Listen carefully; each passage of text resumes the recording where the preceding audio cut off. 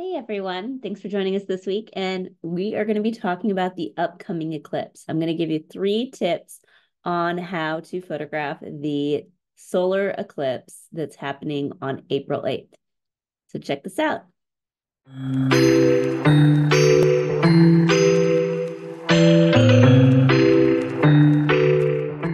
Okay, thanks for joining us today. So I'm going to give you 3 tips for how to photograph the solar eclipse that's happening on April 8th. First and foremost is safety. So you should never be looking directly at a solar eclipse, and you shouldn't be pointing your camera at the solar eclipse, not even your cell phone.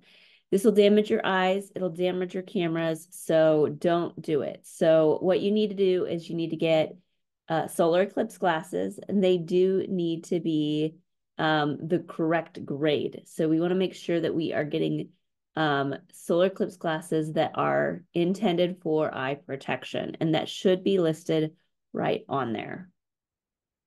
So when you get your eclipse glasses, something like this, you are going to have on the back some writing that will talk about the type of ISO. So the grade that you need is ISO 12312-2.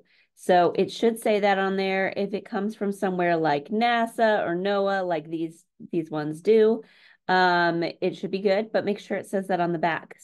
The other thing that you're going to want for your camera is a solar filter. You do want to make sure that it is intended for solar eclipse, and that you should be screwing, for the ones that I use, I screw on. I got mine at B&H Photo and Video, and there's a couple other places you can get them, Hunt's Photo, and perhaps your local camera store, but we're running out of time. So make sure that you order those as soon as possible if you don't have your solar filter yet. All right, so that is our tip 1, is all about safety. So for our tip 2, now this is a different type of solar eclipse than we had back in October. In October, we had what is known as an annular, which means that the sun was a bigger size than the moon. So when the moon did pass over the sun, it didn't block it out entirely. It made a ring, which was known as the Ring of Fire, and a really cool eclipse. Now, this eclipse is going to be different because of the position from the sun and the moon.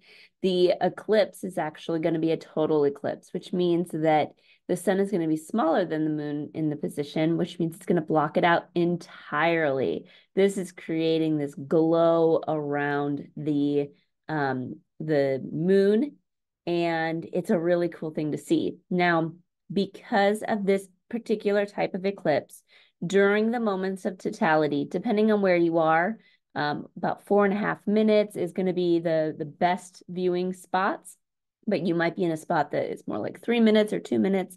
But for the length of the totality, you don't need the solar filter on your camera. This means you're able to get some foreground and a landscape picture. The location I'm going to be in, we're aiming for wildflowers because I'm here in Texas in the hill country. So hopefully we can get some wildflowers in our foreground. So this is a really neat way of photographing it, is making sure that you are including some element of foreground. So that's tip number 2.